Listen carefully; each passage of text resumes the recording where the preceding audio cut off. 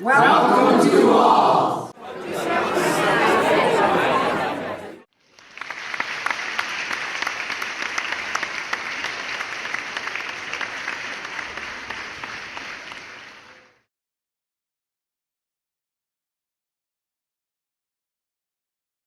So I was just saying, I'm J Konczak. My wife and I lead a behind-the-scenes life as much as we can, but the more that we do, the harder it is. This is actually the reason I'm here. Florence and Henry, I'm the guy on the left, the goalie down in the first row. As I said, they put a ton of time into us as we were growing up, and I certainly couldn't say no to Florence. There is no doubt about it. I can't believe I found that picture, but I did. I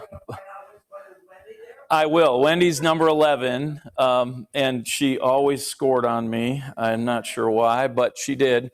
Now, a lot of people would say, you know, Doc and Florence, you know, they were sort of coaching their kids, and that's all fine. But the reality is that, you know, they've sort of set us on a path and made a huge difference in our lives. So when you look at this, I think it's kind of interesting. I didn't look at it that closely, but this is the Alpena vets, and it's pretty comical to me, and it's not lost on me at all, that my wife and I own 7 VA clinics around the state, and we've built this year alone about $25 million worth of VA clinics this year. Traverse City, Gaylord, and next week we'll finish Lansing.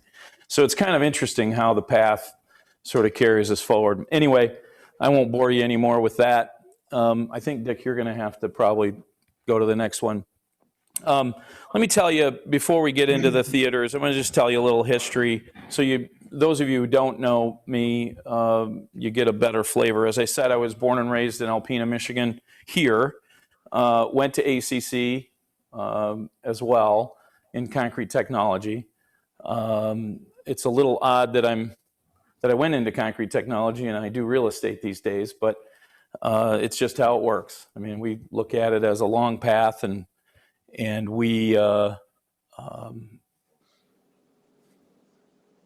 muted again? No, we're all set. Okay. We were just congratulating you on being able to hear you. Oh, fantastic. My parents, who are still with us, which is great. My mom and dad, Richard and Karen Konczak. My dad worked at the paper mill most of his whole career. My mom worked at the power company her whole career. Tina and I now own the paper mill, which is also strange. None of this is lost on us. We talk about it on a regular basis. And my grandfather on my mother's side is Vic Madison, who owned the bike shops. And my grandfather on my mother's side is John and Sally Konczak, who worked at the cement plant here in Portland for most of his career. And my wife's parents are Pete and Linda Rasmussen. So, yeah, I mean, we have our whole history is wrapped up in Alpena, although now we're doing more out of Alpena than we are in Alpena. This is home. So I moved back to Alpena in 2005, a few years after I bought the paper mill. And it's, you know, this is where we call home. So as I said, I think in one of the intros, you know, I couldn't wait to get out of here as I was getting out of school, and, you know, the paper mill was still running, and my dad said, you know, if you keep your nose clean and you work 25 years, you'll get a watch. Well, I kept my nose clean, worked hard, and I got the paper mill. So it's a little strange, but that's just how it works. Thanks a lot, Junior. Yeah, mute your mic. So shortly after that picture, that hockey picture, I tried to get onto the high school team and I wasn't successful. And I wanted to end it. I wanted to quit. I just wanted to stop. And, you know, my dad said something profound, which was, quitters never win and winners never quit, right? Crazy profound. And back then I just sort of blew it off, but it really is how we got here today. I mean, the business world is extremely difficult. Everybody talks about the path, and every decision is a turn in the road, and every pebble is stone in your shoe. But the ability to never stop is really what's made ourselves successful. And when I talk about the success, it's, my wife, Tina, incredible, supportive, but our whole team at Alpena Mark. I mean, I've got Doug Kowalski, attorney, some people know, he runs most of my businesses, first cousin. I don't really like him that much, but, nonetheless, he's family. So he runs most of the businesses, but everyone down to our maintenance staff and our crews and everything else are just incredible. So when I say we, it's really all of us sort of bringing this forward. I get, when I do take the time, certainly I get most of the accolades, but it really isn't me. I mean, we certainly couldn't do it without everybody. So Tina and I have 4 kids, 2 and 2 sort of. We have a 24-year-old daughter who works at Besser Senior Living. She's a nurse. Trevor works inside the business. He's 22. Alex is our artist. He's the guitar player. He is today starting at Biggby, so go down and say hi to him. And then our princess is Taryn. She's 14. So as I said, we talked about ACC concrete technology. I spent time here, graduated, went away. And then I couldn't figure out how to get back. I wanted to work really hard at getting back to Alpena. And, it's where I met my wife. And, it really turned into what a great business opportunity for us. We've put a lot of time in together. Our business ventures are relatively lengthy. I mean, we've been really successful. Besides the paper mill, everyone's been to the NOAA facility, the NOAA building. I don't know anyone that could change Alpena like NOAA did. And I think if you look around, it's a fantastic facility and fantastic people. I'll maybe talk a little bit about that at the very end. But from Harborside Center to the VA clinics to all of our real estate investments, it all started with just that pure, quitters never win, winners never quit. It's what it is. So when we talk about the theaters today, mostly, all of us, I'm sure all of us, given the age of the Maltz Opera House, have been to that facility, the State Theater. The Royal Night Theater on the corner of 2nd and Chisholm, more appropriately known as the JCPenney store, right? And of course, I hear stories of slinging the money down a cable to the office and so on. I think those are hilarious.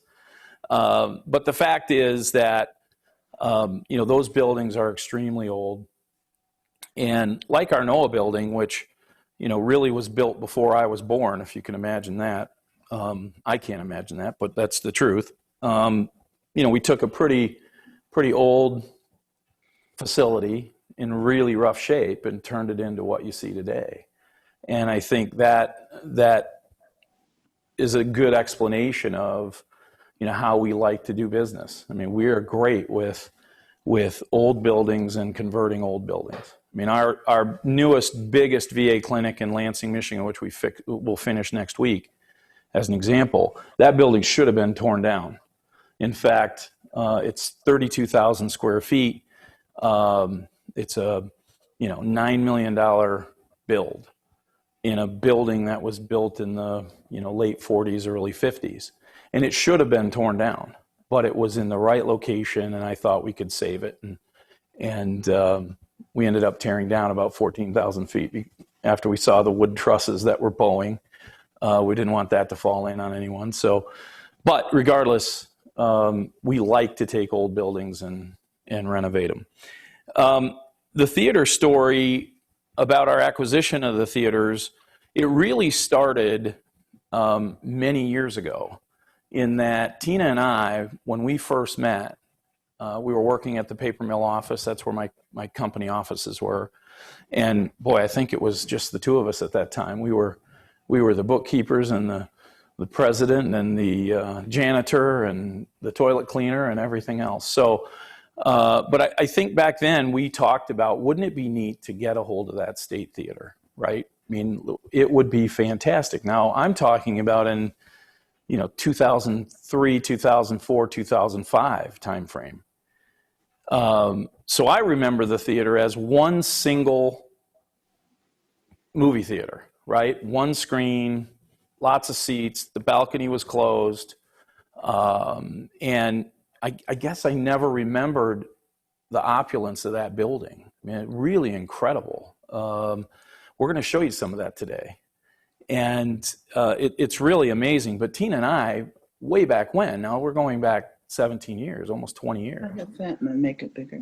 About trying to get a hold of that building.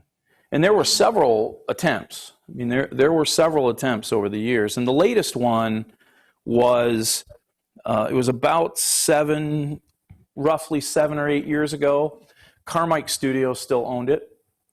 And we pitched a multi-screen theater, multiplex, 6 to 8 screens to Carmike to go right next to NOAA at the paper mill.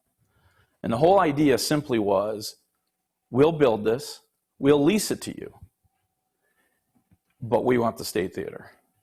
I don't care about anything else, we get the state theater in the deal. That was the initial attempt. And Carmike was interested. They were interested, we started to draw things, render things out, have the discussion, and lo and behold, AMC bought out Carmike. Big public company bought out Carmike. Well, why would we quit, right? So we went to AMC and pitched the same idea. And the answer was, we are not going to spend that kind of money in Alpena, Michigan. We're just not going to do it. So, put it on the shelf. We eventually will get back to it. We'll figure it out at some point, having no idea what was about to take place after all this time. And so, at that time, there was a gentleman by the name of Randy Crossnow who was the broker. He's out of Arkansas. He was the broker for Carmike. And we had great conversations, really terrific guy. And he knew exactly, I was very transparent about what we really wanted to do, get a hold of the state theater. That is ultimately what we wanted to do. We didn't like how it was chopped up. We didn't like that it was all these little theaters. We didn't like any of that. And so we continued to work at it. And then, as time went on, the Royal Night closed, which is corner of 2nd and Chisholm. And the idea was that they were going to sell it and just move everything to downtown, or down to what's now the State Theater. And the broker that they had was Randy Crossnow, strangely enough, a guy that I had many, many, many conversations with about how to acquire the State Theater. And so he was the broker for AMC. Kind of interesting. So the DDA, as you all know, announced that they wanted to try to get a hold of that building and renovate it. And I applaud everybody for trying to do anything to renovate and update and make things happen. But we also knew that it was, it is a financial undertaking. I mean, it's a big undertaking to take on these theaters. And because of the amount of work that needs to be done, we're dealing with, in the Royal Night scenario, 1926 building, roughly. And one of the things I should say before we get too far into this is, when we're dealing with history, please don't argue about precise dates, because as we look at the record, there are a lot of different dates for various milestones in our life here in Alpena. And so we're still learning. I'm not a historian, I'm a concrete guy, and now apparently a real estate guy. So at the end of the day, we're getting close. So we started to understand what the DDA was up to. We knew that they were going to have to figure out how to get additional funds. And then, of course, COVID hit. We're all sort of living with COVID. And so I thought, every time that we've been successful, whether it be acquisition or renovation or new businesses, we've always jumped in when everyone else didn't have the guts to. We're all in. And so, moving back to Alpena, the idea was that we were going to do things in our hometown to try to make it better. That is really what our goal is. Now, we've had to go outside of Alpena to do things and generate the revenue to be able to bring those funds back to do some of the things we're doing. But nonetheless, COVID hit. And so now keep in mind, the Royal Knight had been for sale for a couple years, just sort of sitting down there, deteriorating. And so I called Randy Crossnow and I said, listen, Randy, it's Jeff, and you know what I'm up to. I'm not going to mince words. This is what we want to do. What if I renovate the Royal Knight, put all the money back into it, buy it, have AMC, AMC is with COVID in relative trouble, or at least it appeared they were in trouble. Lots of different things, acquisition, bankruptcy, et cetera. It would be great to get these two assets off their balance sheet, clearly, because they're a multinational company. What if we acquire it, renovate it, move theater operations back into the Royal Knight, and then we take the State Theater and do what we want to? And his clear statement was, it'd never happen. You're going to have to take them out. And the reality is, they weren't really in a position to stay anyway with COVID and theaters being closed and zero revenue. And I mean, those are serious impacts on a business, not just in Alpena, but across the world. And so, it took me about 11 seconds to say yes, but it changed our approach a bit. We now have, our own operations. We'll have to create a theater company. We'll have to find someone to run it, because I don't run those kinds of things. But what it does do for us is it really allows us to control the future of that area. One would argue that Royal Knight Theater is probably one of the most prominent locations in town, at the corner of 2nd and Chisholm at the fountain. Now, we're blessed, Tina and I, to have, much of the other prominent location in town, which is US 23 South, turning 90 degrees to go US 23 North. So that quadrant we currently own. Biggby, the old Summit Place, or what is Summit Place now, Harborside, and our old office building there on the corner down at the harbor. But I think that location in downtown by the fountain is absolutely premier. So it deserves some real investment. And we knew that AMC wasn't going to do it. And we knew that it was going to take a little time for DDA to put the funds together to do that. So we short-circuited the program, and I think it's going to work out great. So, Dick, we'll go to the next one. So this is so I'm not a car guy, so anyone out there should be able to tell me the age of these cars. I won't be able to pick it, but we believe this is about 1940-ish, 40, 43. This is what the building looked like, of course, as you see. Big storefront windows, fabric canopies, which was really the rage in downtown Alpena. All of the windows up top, there's 20 windows that perimeter that building. But more importantly, if you look closely at the brick, the brick is incredible. The brickwork, there's soldier courses, there's herringbone. It's really one of the premier brickwork in town, as far as I'm concerned. The other thing is, it's not soft red brick. It's more of a fired brick, which really has made it survive so long. In about early 1970, 71-ish, again, they covered the top, and they covered it with this concrete pebble board. And so that's almost 50 years ago. I was 3 apparently when they covered that. I don't remember it. However, once I saw this picture, it was really incredible. But so you have 2 storefronts. You have the JCPenney. There was another store next to it. For the black and white market, I've heard that. Yep. maybe you should come up and help me with these dates. That's excellent. And then, of course, Gately's, which is now Industrial Image, owned by Omni. And both of those buildings, all three of those buildings were actually covered with that pebble board. And then later on, when the movie theater moved in, of course, they blocked up the windows and put this crazy corrugated product, this fiberglass corrugated product. If you go to the next picture, Dick, you can see this is sort of one of our drone shots, but you can see what they did. They basically covered the face. They were trying to make it look like a mall, I think, more of a mall view. And then the windows were a combination of concrete block covering the window openings and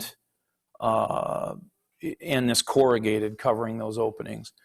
So if you go to the next shot, and this is a little bit blurry because it's a blow up, but you can see more of a street view of that. The front doors that are there, Dave Bauer told me, surprisingly, that those are 50 to 60 years old, that set that's in that opening. And there's a double set there, and that's from the JCPenney store. But everything else was covered up. Next slide, please. And this is the front as you'd sort of go into the building. Now, pretty ugly, frankly. We pretty disappointed for the main corner in Alpena, or one of the main corners in Alpena. So obviously we're not going to let that stand. So if you go to the next shot, I guess we're going to go to the interior real quick. We'll show you that. Next shot, please. So this is the interior, sort of as you walk in the front doors. The theaters, there's 3 theaters. There's about 441 seats inside the current theater. There were until we took them out last week. But you can see the pan ceiling up top, and the mezzanine structure is where the offices were inside the Pennies. And then, of course, they broke it up into the theater. But clearly, lots of neglect. I mean, you can tell that there was lots of neglect while it was a theater, let alone what it is now after we acquired it. Next slide, please. And that's one of the theaters. Typical cloth, carpet runner. That floor is built up. The original JCPenney floor is still there. The tile is still there underneath. The slope was put in with wood. The black under the seats is actually painted OSB, which is part of the reason for the inability to clean it very well. It's a lot better when the lights are off, I can tell you that. Next slide, please. And as you can see some of the seats, lots of staining, et cetera, et cetera. Carpet is in terrible shape. The OSB is worn down. Next, please. I don't want to go to the movie right now. Fortunately, those are all gone now. My team has removed all the seats, and those have been in a dumpster on their way somewhere else. Next slide, please. Concession stand, certainly stripped out. Just odd construction. Now building buildings, it's hard for me to sort of live with some of that. Next slide. A little better view of the ceiling. Those windows on the outside that you noticed, or that I showed you in the original picture, those were all boarded up with paneling. Insulation, not much, but insulation and paneling. And you really couldn't see any of them because of the exterior skin that was put on. We've unearthed all of that, and it's pretty incredible. Next. So we started to uncover the outside. That was the intention. Certainly we found that the upper paneling had asbestos inside of it, not friable. So if there is a good kind of asbestos, this was the good kind. The upper concrete board had 20% chrysolite, and the lower fiberglass asbestos corrugated product had 10%. And so we hired Mid-States Asbestos, well-known contractor. They're working with Benson on Laos. They're out of St. Louis, Michigan. So we hired them to come up and start removing things properly, which we did, and disposed of it in licensed asbestos locations. Next slide. So this is what we found. We found a metal structure with the panels attached, and underneath, incredible brick. 50 years, really, this thing has worn well for 50 years. It's dirty, but if you keep going, next slide, please. The windows are all still there. The glass is all still there. The storm windows on the outside of the double hung windows, on all 20 of them, mostly are still there. There are about 3 or 4 windows that are boarded over. And keep in mind, along Chisholm Street, that is theater on the inside. So on the back side of the window is insulated wallboard, right? That makes up the theater. So whatever the mezzanine that used to run along Chisholm is no longer there. So part of our goal is to, how do we make this building look like it did in the 40s? And that's what our strategy is. Next slide, please.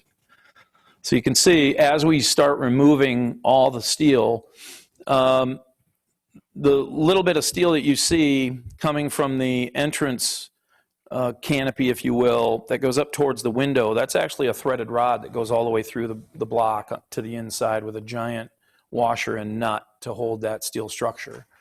But if you look closer above the windows, that great diamond pattern, just the incredible brickwork is still there.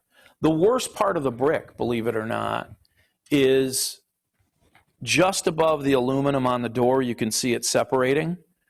There is an I-beam, giant double I-beam that runs the entire length of 2nd Avenue across the opening. And what that I-beam used to do, I'll show you in a later picture, that used to be the hiding place for the roll-up canopies that you saw. And so they tucked them into the I-beam. Well, you can't just leave steel exposed, so they took brick and mortared it into that space. It didn't last, the rest of it did. So it's pretty incredible. Next slide, please. This is Chisholm Street. If you go down, the concrete block that you see is where the window and door openings are. The one on the right was the exit door for the store. The one on the left is the corner of 2nd and Chisholm, and that window wrapped all the way around into the entrance and along Black and White Market. So what we're going to have to do, we can't use the entrance to the right as an egress. That will become a window. And so if anyone has seen our conversion of the Coast Guard Station in Alpena on the corner of Park Place and First, I've been told the 3rd Buick dealership in America, Rickstein, before my time, of course. But if you notice what we did, we tried to keep the history of the building.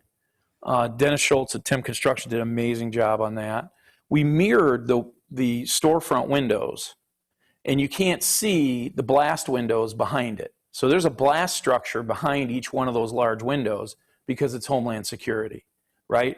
Coast Guard. So you see the bollards at the corner, that's for ram protection. And you see the flower pots that my wife and our staff do a nice job of keeping flowers in.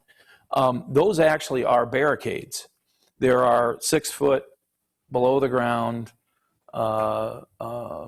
foundations that keep people from driving into the building. And so everyone in that building is crazy safe, but those are the rules. And so, but you couldn't put blast windows in because there's a limit to their size. And so we wanted to keep the look of that building in downtown Alpena, so we mirrored the windows. That's exactly what we're going to do here. We're going to put all the windows back in, but it's going to be mirrored from the outside. So you won't see the walls behind it.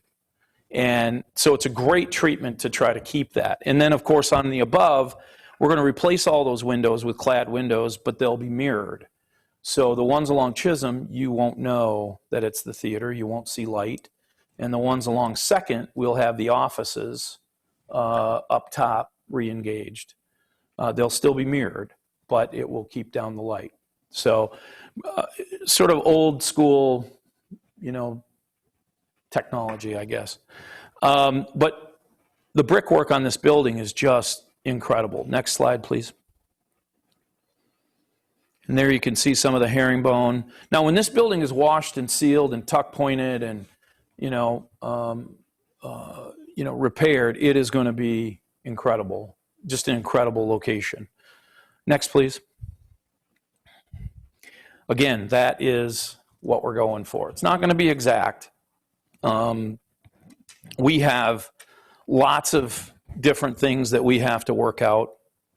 We're close to a name for the theater. I'm not going to tell you what it is yet, but it's really important to our history. But the look of that building, I mean, our intention is to put canopies out, auto roll canopies that roll back up and come out depending on rain and wind with sensors. We're trying to get as close to period as we can on both projects. That is really our goal. What about the ceramic tile? So here's the problem. We don't like ceramic tile in our world, particularly in Alpena's climate. So we will come up with something that looks like it, but it may not be ceramic tile. The other thing that has to happen in most of these conversions, we still have to own it and run it. And one of the things about our properties is we're not selling. I mean, I've never sold a piece of, there's only one property I've ever sold, and that was on Fletcher Street, so Georgie could stay in business at his location. But we don't sell properties. We acquire properties. And we're building a portfolio for our family. And so we want to be able to have buildings that are sustainable. I mean, a lot of our buildings, the NOAA building as an example is won gold awards for LEED, which is one of the most energy efficient buildings in Northeast Michigan by far. We did it not because we were required to, but because it was the right thing to do. And so, I don't want to strap our kids with a lot of repair, and we cannot get to a place where the maintenance isn't being done. And I think that's why we've been successful. That's been our tact. The VA, as an example, we over-service those clinics. We're responsible to run them. We lease them to the government, but we do everything: janitorial, paper products, everything, repairs. And so I've got to put the best products in because we have to run it every day. Same thing with these. Florence? Well, I was just wondering, noticing the sign there, and you said you don't know what you will name it. Are you going to keep the same font so it looks kind of the same as that sign that you thought? We're trying. There's a lot of things we have to balance. One is we think the visibility of that building as a theater is not being seen. If you're coming south on Chisholm, you don't know that it exists. You wouldn't know that it's a theater. The only way you'd know it would be a theater is if you looked in your rearview mirror and saw the theater sign when it was Royal Night. So we have a balance. We have a balance of, I would love nothing more than to use the JCPenney name, but I'm not interested in getting sued. So it's going to have to be something like that. Ryan Fairchild at Omega, we've talked about using that same kind of font as we sign up the building. Next. So ultimately, we'll consider the Royal Night Theater part of the path, a required piece of the path to get to this building, the Maltz State. This has really been Tina and I's focal point of acquisition, I would say, in Alpena. We have a lot of great properties. NOAA is fantastic. There is no doubt about it. I'm sure all of you have been there. But this somehow to us represents where we really need to get to. And Tina and I don't talk politics. We never talk politics, ever, on any subject. But our theater history in town is a little odd. I haven't quite figured it all out. I'm still learning. But way back when, forget the politics, forget small town interactions, grudges, whatever happens. At the end of the day, we thought, if we had a theater gathering space, it doesn't matter if it's a public theater or a place to do presentations. We have 100 seats in the NOAA Theater, 100 seats. At the heyday of the Maltz, they were up in the 900 seat range. Okay, that's with the balcony engaged, and the main floor engaged. Imagine having the ability to go to one venue. It doesn't matter if it's live performance or Bob Ballard speaking about the Titanic, right? Have that kind of venue for all of us to get together and gather in one place. So our thought literally was, what if we can get everybody together, right? Bring us all together, put on a live performance in one venue where we're all together instead of 45 seats over here and 35 seats over here. You know, one of my old school buddies, Matt Southwell, I'm sure some of you know, is back to town. You know, he was part of the deer camp last year's production, and that thing just kept going and going and going and going. Certainly a talent to that theater company. But imagine putting that on in a full house, right? I mean, incredible. And I know we could certainly do it. Kids' functions, our daughter dances. You know, there's not a place to dance in Alpena. We have to travel to Detroit to do that, right? And it's usually 700, 750, 800 seat locations. And we should be having that here. So all of this goes into our thinking. So next slide. So these are more stats. Again, this is the best I can do on dates, but essentially George Maltz, who built that theater initially, he was a banker, financier from Detroit, arrived in Alpena in 1872. He was the mayor of Alpena from 74 to 77. He was a U of M regent from 1876 to 1880, state treasurer 1886 to 1890, state bank commissioner 1897 to 1900. They began construction of the Maltz in 1876 in its current location. He also built the Maltz Exchange Bank, which is currently, I guess it was the Alpena State Bank at some point. The Maltz officially opened November 11th, 1879. Pretty prominent guy coming to Alpena, had a statewide prominence, of course, and put his efforts and funds into the Maltz, which bears his name. Of course, back then it was the Opera House because that's all there was. Next slide, please. By 1914, there were 6 operating theaters in Alpena. And by 1931, all of them had been closed, other than the Maltz, because it had converted to sound and movie pictures. It was the only one that made the investment to do that. Pretty incredible that this building has stood here since 1879. Of course, there was a fire and some of those things. In 25, it was completely destroyed by fire. Quite a bit different construction than we see it today.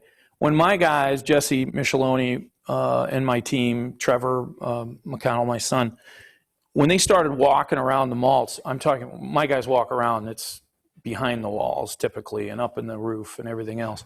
We were amazed that the roof structure is concrete and that there's steel I-beam structures that make up that building. That's all post-fire. So once that front collapsed, and I'll show you a few pictures, once that front collapsed, the idea was we've got to build this to be fireproof. And that's exactly what they did. So in November 6, 1925, they put the big Maltz Opera House sign back up, a new one. It was $1,000. I'm going to ask Ryan Fairchild if he can recreate that sign. I'm sure he's going to charge me more than $1,000. But it had 800 light bulbs.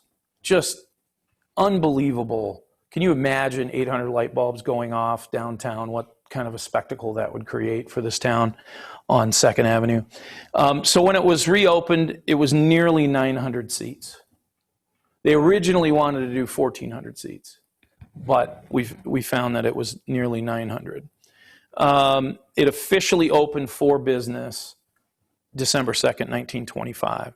Rotary Club put on a ton of minstrel shows with lights and everything else at the Maltz in the early days. And then when talking pictures were officially presented, it was 1929, April of 1929. Next. So this is pre-fire. So if you look at the front of the building, you see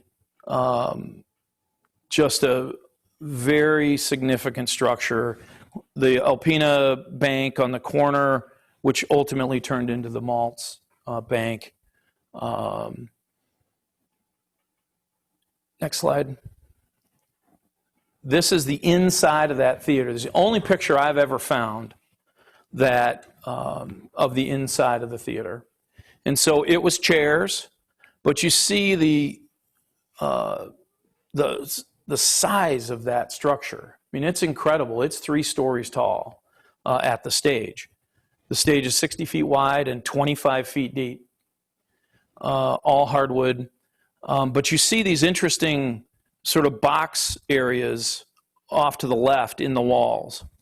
And this, again, is pre-fire. So if you go to the next slide, this is what the outside looked like after it was rebuilt. So you see this incredible Broadway canopy is what I'll call it, fully lit. This, of course, was post 29 or at 29, roughly, because of the talking pictures, they changed the sign. But that's the sign I was talking about. You see the windows in the front, the balcony, the balcony structures at each window. Next slide. There's a little lighter picture, grainy, of course. The windows were all in place. That's what you're going to see on this site. We're going right back there. Lots of lights, lots of structure, open windows. It's part of what we're going to do. We have hired Jessica Flores from Preservation Forward. The first course of business, which she arrives on Thursday of this week, first course of business is to get that building on the National Record of Historic Places. That is the first and foremost thing. We're not touching anything until that happens. And so she is a professional from Lansing. She was part of SHPO, State Historic Preservation Office, and it's her job to get that on the register. And then we start the work. Next slide, please. This is what it looks like today. The windows were just simply blocked up, bricked up. The state facade was put on to cover up the windows and the openings, the storefront windows, if you will, as well as the ticket booth that was in the center. And the reason that it goes above the doors that far is that is where the connection of that Broadway canopy was that ran all the way across the front of the building. So all of that's going to come off. Now, I know the State Theater has some very significant, we'll call it history in this town. When AMC wanted to take it down, there was a huge group of people that, tried to preserve it, and they did preserve it. We are not getting rid of that facade. So you're going to see it again. It's not going to the Royal Night, but you're going to see it again for sure. Can't tell you exactly what's going to happen, but that is the plan. So we can make way back to the Maltz Theater. Next slide. So this is what we know, or I know as a kid, which seems like it was a hell of a long time ago. This is what I saw. Enormous amount of seats, giant stage area, still lots of opulence, stage, orchestra pit, etc. Big giant screen. We're going to have a screen, but it's going to roll down for presentations. But this is a live performance facility. Music, plays, theater, etc. Documentaries, etc. Gathering space is what we're really after. Next slide, please. So you can see it was a concrete floor, painted red, and had a runner down the aisles.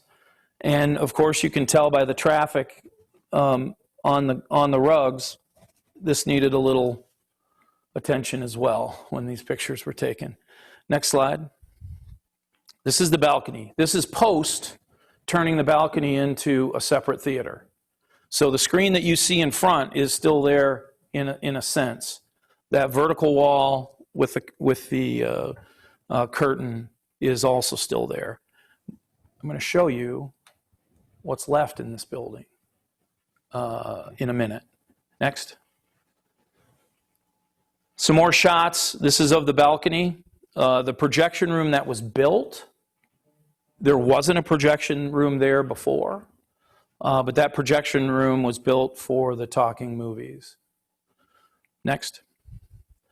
Sound grates to suck the sound out. This is a very interesting structure in general. It's a very tall, 27-foot ceiling, if you can imagine.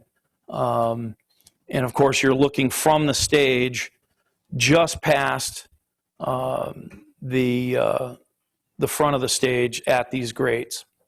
Next. This is back of the house. Those ropes are running various things, lights and curtains and so on. And that goes up the entire 3 stories. Next. Just trying to give you a sense of what was there.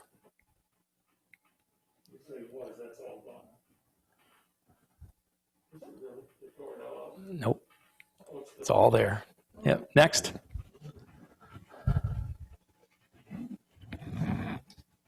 So this is an old picture, old, 1994, if you can imagine. If you look closely, this is from Mary Kumar, who has been really unbelievably gracious with one of her college thesis papers, which was done on the theaters in Alpena. She just recently brought us pictures and her report, which is incredible. But this was 1994, and it talks about, you know, the major changes that have taken place at the State Theater over the years. And you see on the walls the murals that were painted. Many of you may remember those murals were pretty incredible. Next slide. So here's what it looks like today. Now, when Tina and I first made the deal to buy this, we had always heard that behind the scenes there was a lot that was left, right? That they just built over top of it. You know, building buildings today, I don't ever believe that. I mean, you know, people hack into walls and they, you know, carve into walls to put a, you know, connection and so on. But we just didn't know. And so we took a little early tour with Doug. It was just the 3 of us, and went behind the scenes after we had it under contract. And we were stunned, frankly, at what's there. So next, please. This is what you see when you walk into one of the theaters at currently the State. It's a theater, has some seats. You see an exit door, which you think is actually going out the exit.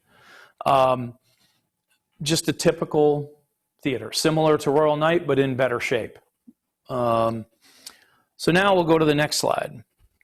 It's all still there. Next. There's the front of the stage where they took metal studs to make that theater we were just looking into. If you look closely, you see the can lights up top along with the design on the ceiling, on the curved ceiling. Next.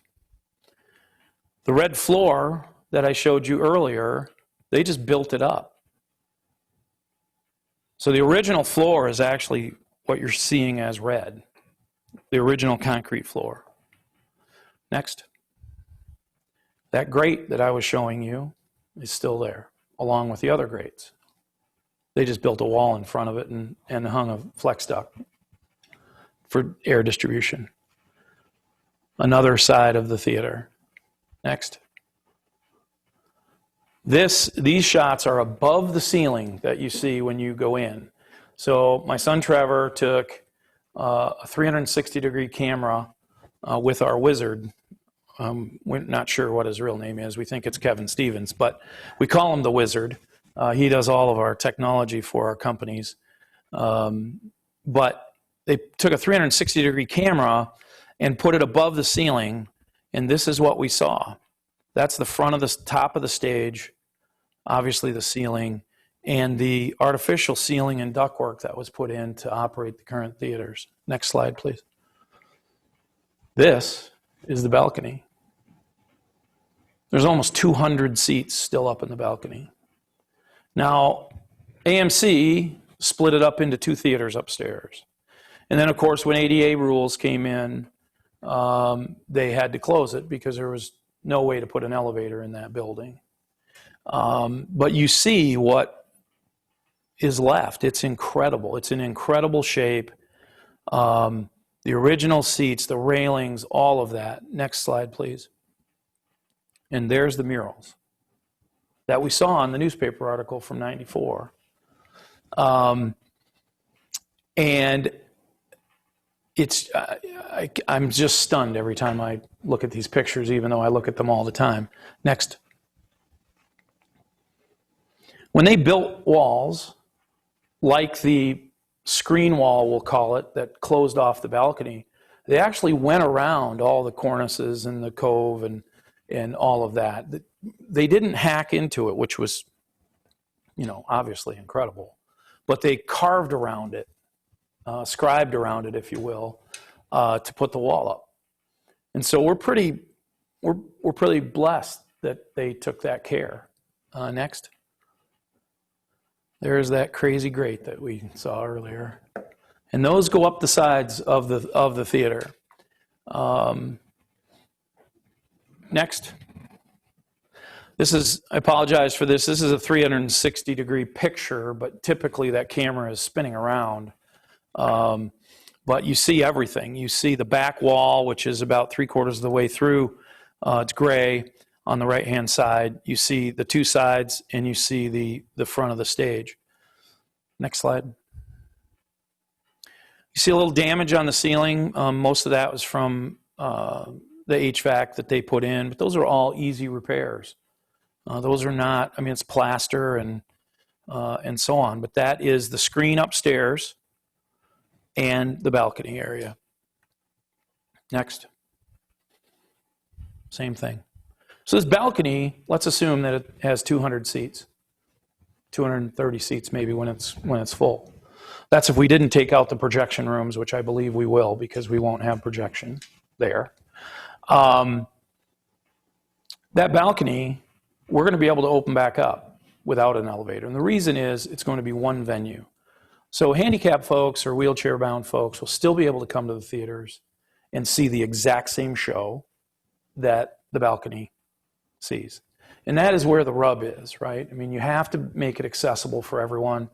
And if there's a different show playing upstairs and they want to see that show, you have to have the systems and facilities for them to see that show.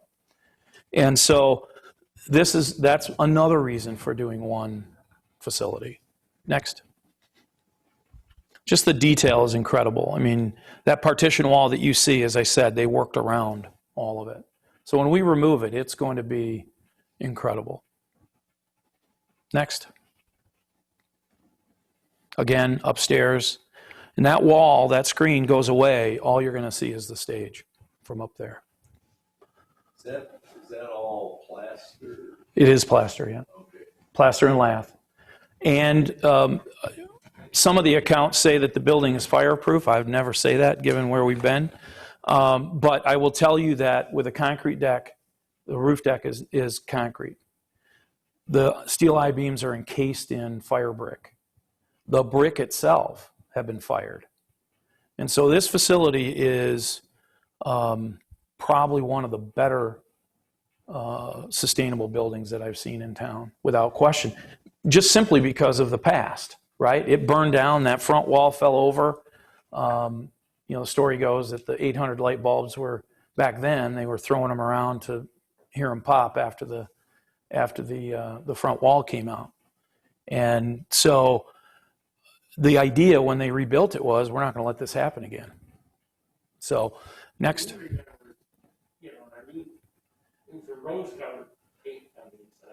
Exactly. I mean, one of the things that we have to figure out, and we're asking everybody in the community and beyond, just send us an email with what you remember. Jessica is going to get involved in that. Our intention is to go back as far as possible and recreate it. But we have to have information, because my 53-year-old perspective is not accurate. It just isn't. You you know, there are a lot of things that are opportunities for us. I mean, I look at one of my high school friends' father, Eldon Grabo. He said he remembers, I think he worked there, but he remembers them playing the organ, the pipe organ, before shows. Well, I've been told that the pipe organ is over at the Salvation Army church, right? I don't know if that's true yet. We haven't made it over there. But if it is, we're going to give them a good donation to see if we can get it back, right? I mean, that is the goal. But we don't have that information, and a lot of it's sketchy. So I ask everybody to look through their pictures, look through their documents, talk to their parents, grandparents. Just send us an email on trying to get that information to us. This is today upstairs. Next. Old dressing rooms, original dressing rooms, right? Incredible. Now, this is up in the nether regions of the building. Next. Just the history is incredible. Next. My daughter told us about this. I didn't know it was a thing, but apparently you kiss the wall at your performances. And I think Peg, if you see over to the right, that looks like 51. So I'm sure, and we haven't taken the time. It's so dark up there. We haven't taken the time to try to get through what's all written there. I don't want to touch anything until Jessica gets here. That is the goal. But once we disseminate what all that means, it's clearly incredible, right? Next. Original seat handles from those chairs. They're just laying downstairs in a pile, right? It's just unbelievable. Next. Again, this is what it looked like. You know, we want to get back as close to the fire, pre-fire as we can. We're going to have some modern type amenities in a sense, but our goal is to get as much into a theatrical community location as we can. Next. This, we believe, my son Trevor unearthed this. Each one of those squares is a filter. It's 2 feet by 2 feet. We believe that this is one of the boxes, those higher end sort of box seats, if you will, inset into the wall that was turned into a return air filtration unit. We believe it's about the right size, it's about the right location, but we haven't taken all of the walls away to just confirm all of it. But those are the kinds of things that we're seeing. The brick walls are incredibly thick, three triple brick with construction. Typically it would be double width. So it's a significant structure for sure. Next. Oh, yeah. I was just gonna, I don't know how much time we have, but I was simply gonna show you something from a historical perspective on what we really do. This is actually, this is the original slides. Everybody know Jeff Gray at Thunder Bay National Marine Sanctuary? In 2003, this is what I showed him about NOAA. This was my pitch to bring NOAA here out of the federal building. Literally, these are the slides from the PowerPoint, about as old school as you can get. So this was the factory building at the paper mill, right? I mean, I can't even believe I did this. This was high tech to me. I couldn't, you know, it's amazing.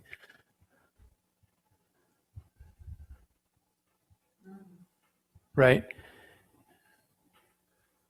And so we took pictures of the river and placed it behind the AutoCAD back then. Next slide. I think we've got to forward through the next one.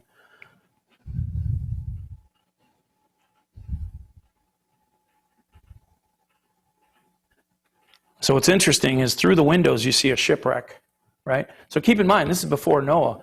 Jeff Gray I was told that they were looking for, they were in the federal building, 1,200 square feet, and I heard they were looking for 3,000 square feet. And in my normal fashion, I presented 22,000 square feet. I didn't see the reason why it would be a problem, right?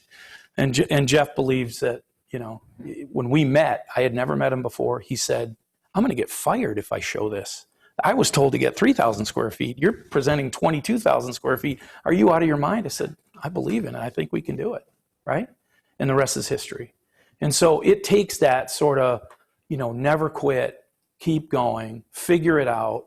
The same thing holds true with these theaters. It is exactly the same.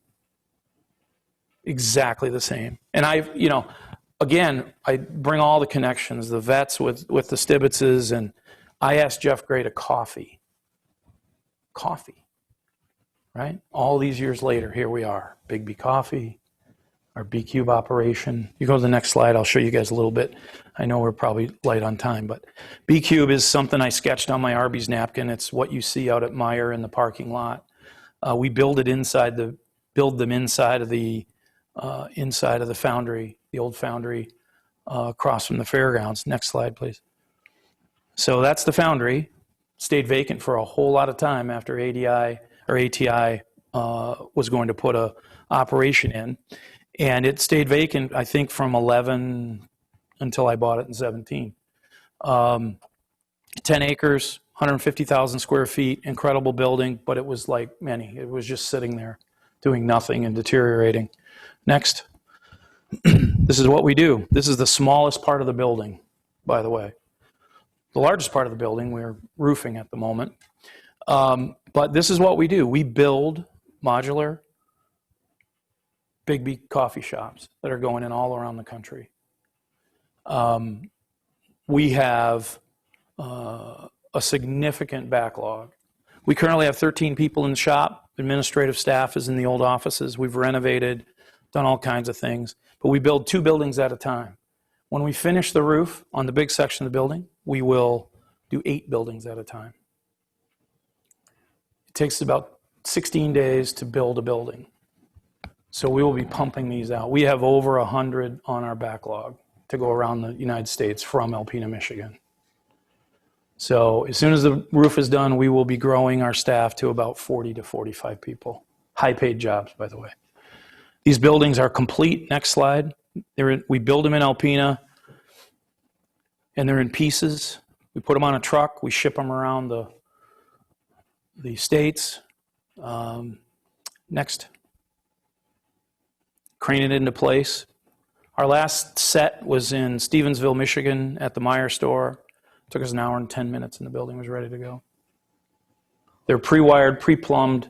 All the inspections are done in Alpena. Alpena gets the revenue for the permits, which is pretty amazing, and it's a moved structure. And all the appliances are in them. Next. That's the bathroom cube, full ADA bathroom inside for the staff. That's the bottom part of the tower. Next. And that's it. Lots of things going on in our world right now, of course. All of them good for Alpena. So that's what our focus is. Is that all one piece? That is one piece. That's the kitchen cube. That's 9 feet 11 wide by 27 feet long.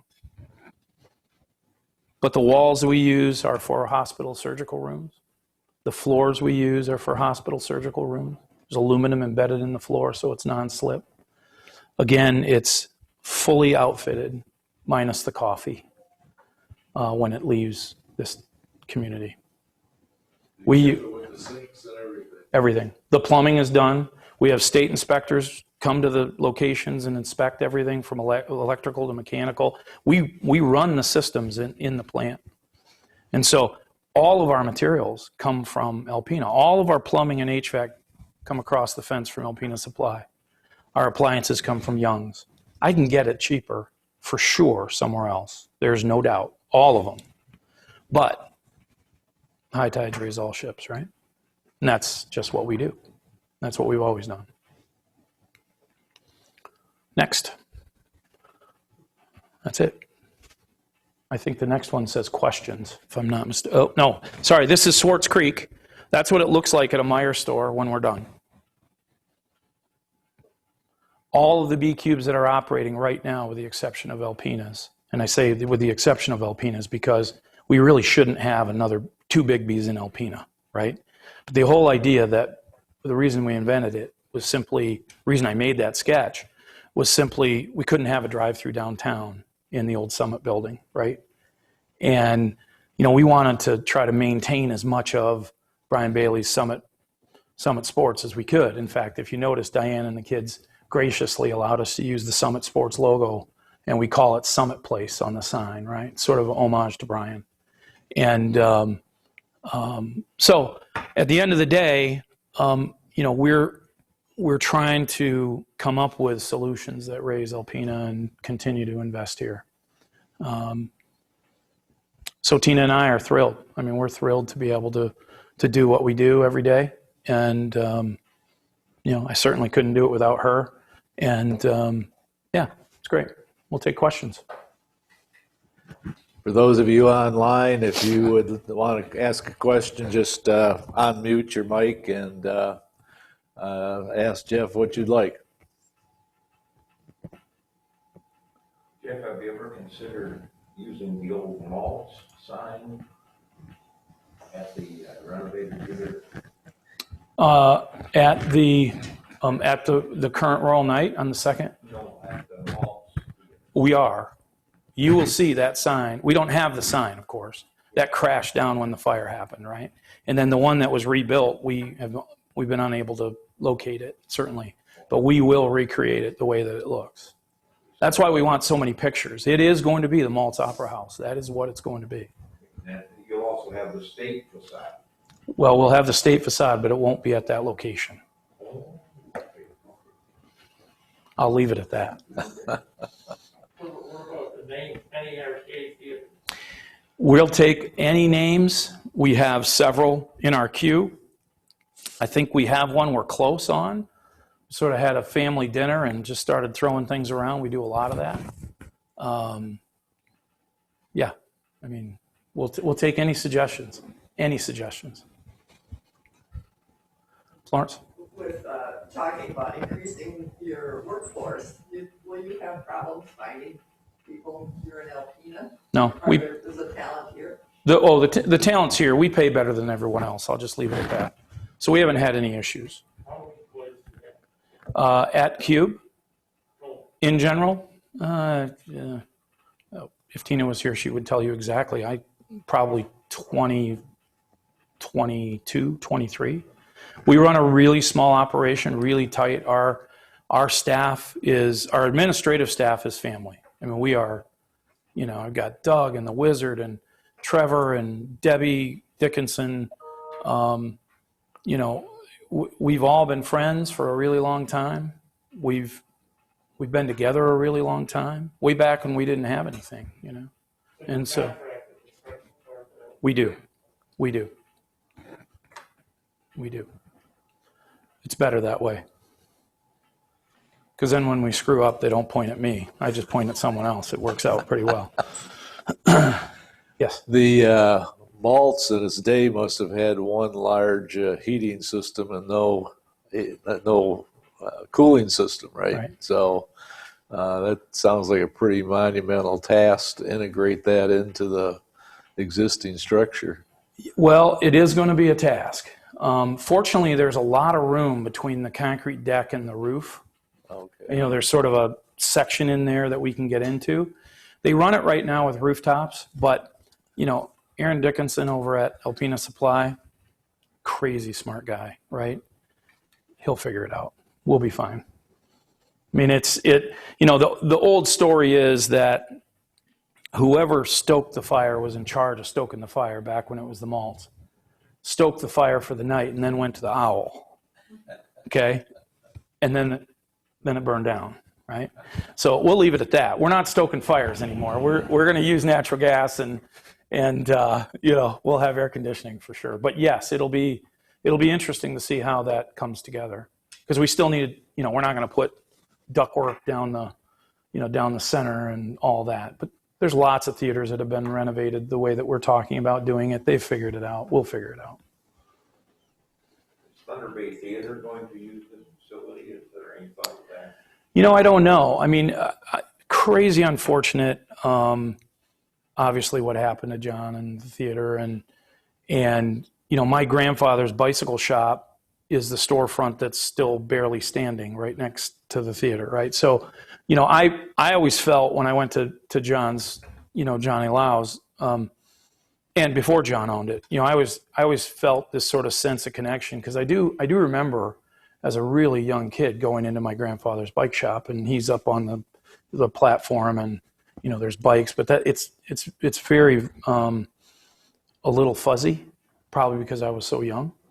But it's really interesting to me that I used to enjoy looking into that meeting space and remember that was my grandfather's, you know, bike shop. And you go by today, that is the storefront that is staying or is still standing. You know, I haven't, you know, I think about that a little bit, to be quite honest with you. I don't know. We've talked to the old, you know, the director that just left. It's not, you know, we're a ways off of being ready to go. We would love it. It was in part of Tina and I's original discussion to sort of bring the two together into one particular venue. You know, we have some significant things to figure out. I mean, we're pretty focused on getting the Royal Night done so we can move on to the Maltz. And I want to do it in order. We got a lot of historical things we have to do at the state and Maltz. So that's going to take time. But we have a lot of things. We have weather coming down at Royal Night. You see big progress down there. But it's going to take some time. And I'd love it. It would be great. I can't, you know, but completely disconnected, things just happen. And, you know, we'll support them however we can. We've gone to shows and supported them as we would. But we don't know. I mean, the other thing we have to figure out is how can it be is it a business or is it really just a true, you know, our foundation kind of work, you know? Again, we do lots of things behind the scenes, but this is obviously not behind the scenes. So we're not sure. Is there a target date you've kind of got in mind for the Royal Night? Yeah, it's actually, I think that renovation, with the exception of the windows on the outside, we think can happen pretty quick. The windows we might be able to get in by winter. You know, I hope spring, beginning of summer next year for Royal Night, turn it back on. It's going to be completely different. We're going to reduce the amount of seats. We're going to go to much nicer lounge seats, not cloth, right? But everything's being touched in there. Every single thing. It's a complete renovation. We're not tearing out walls, but all the finishes are being completely redone. New bathrooms and new concession and all of that. So it's quite an undertaking. So you talked a little bit about what kind of, are you going to use existing, or maybe there's an existing projection system?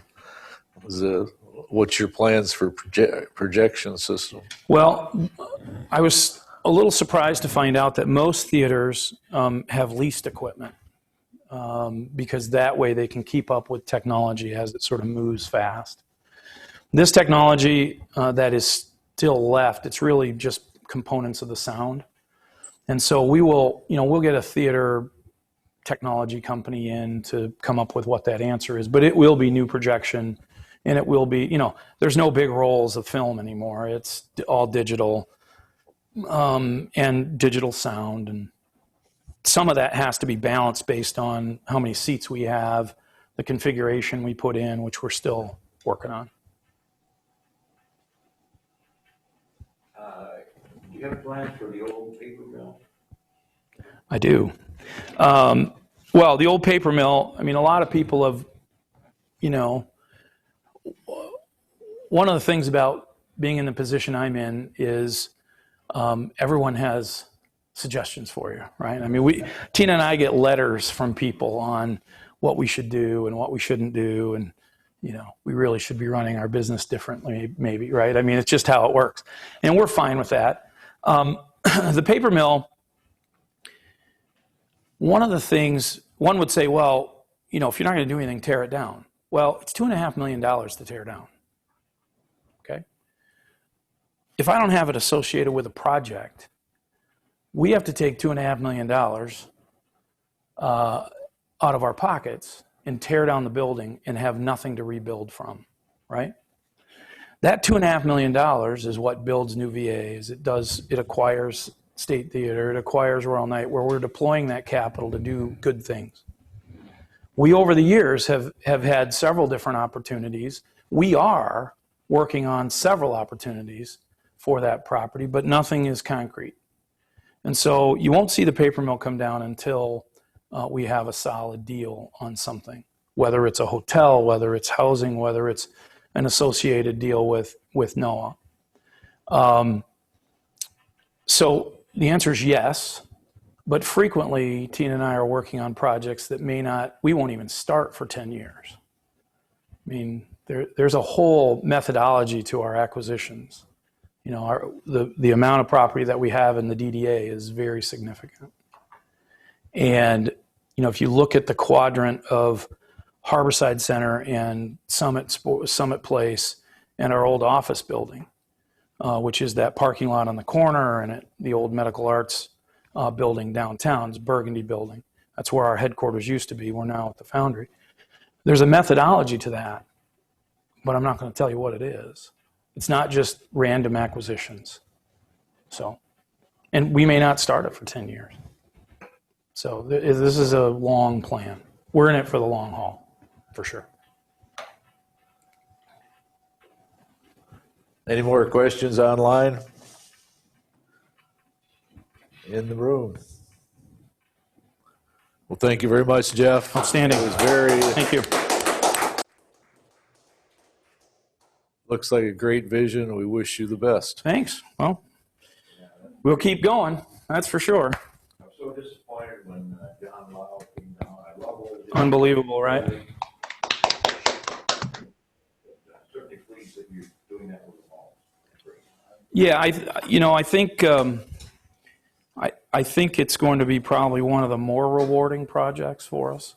You know, I think NOAA certainly is about as good as it gets, and certainly has impacted Alpena unbelievably well, right? From cruise ships coming to we're over 100,000 visitors a year at that building in this little town. So we know we've done our part. And it took faith. I mean, it took Jeff Gray to risk his job, to go to Hawaii, to have that meeting and pitch something that was, 7 times the size of what he was authorized to do. And, but that's how it works. Somebody's got to dream it and somebody's got to do it. And fortunately, we had the right person at NOAA at that time, Dan Basta, and he loved it, and here we are. I can't imagine Alpena without it. Can anybody? I can't. Yeah, it's amazing, right? And you see the picture with the windows and the shipwreck in it. The shipwreck that's in there, the ship that's in there, was put in 2006. Okay, that presentation was done in 2000. I started working on that presentation at the end of 2002, and pitched it to Jeff in 2003 because the technology was so poor from what we have today. It took a while to get it together, all on faith. I hired outside consultants to help with it. It was all old AutoCAD. We would forget all that today, right? But I believed in it.